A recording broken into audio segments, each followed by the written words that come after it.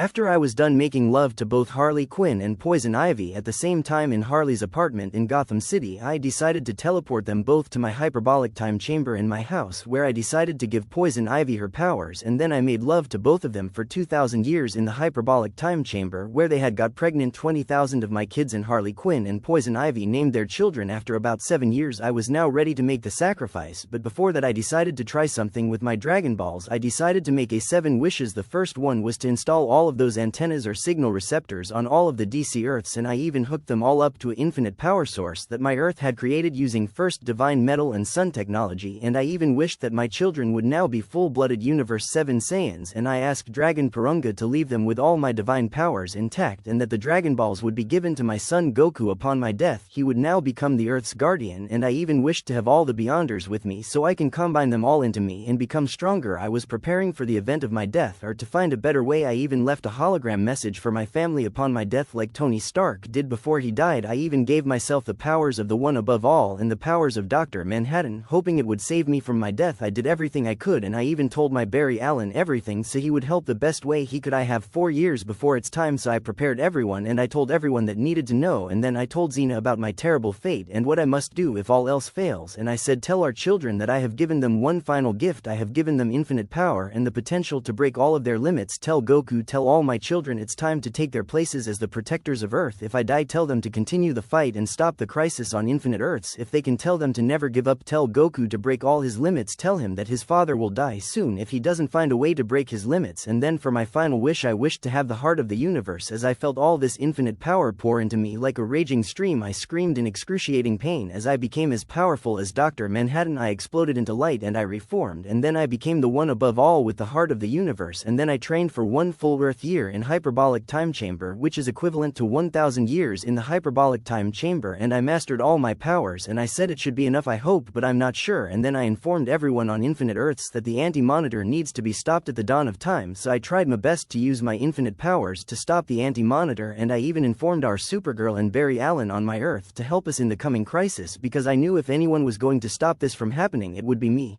Barry Allen and Supergirl from my Earth. I was going to fight this with everything I have because I didn't really want to sacrifice myself and die in this crisis on infinite Earths. I even got my hands on a White Lantern ring, and I got my Divine First Metal Gauntlet ready for this. I was hoping that my Divine First Metal Gauntlet nanites and my White Lantern ring would save me from dying, so I chose to try to do the impossible. I chose to live. I chose to fight for my life in this crisis. I decided to make one final wish. I wished for the power of the Ultra Monitor, and then an incredible force of power exploded forth, and then I felt an overwhelming surge of power as let out a pained guttural scream in vast empty of space. My mind and everything split force, and I warped into a being of unimaginable powers and potential. My purpose had now become clear, and I was forever transformed by cosmic forces of every one of my universes, and I had become the ultimate weapon against the anti-life monitor. With my vast intelligence and knowledge, I had mastered all my powers in an instant. I knew that I had become the ultimate force against evil. I knew I could stop anything bad from happening, so I did. With all the power I now possessed, I found a way to stop the crisis on infinite Earths without sacrificing myself in the process, and then I went back to Lucifer's universe and I finished helping him. I found a way for him and Chloe Decker to be together, and Rory never had to grow up without her father, and Lucifer stayed married to Lilith and Chloe Decker. I even restored Amenadiel's powers, and my ultimate clone stayed in hell to watch over everything. He stayed in the throne, and he was smiling, and I laughed when I took on Lucifer's terrifying face. Unlike Lucifer, every demon in hell was utterly terrified of me, and even if I ended up in one of those hell rooms, they wouldn't dare try to torture me.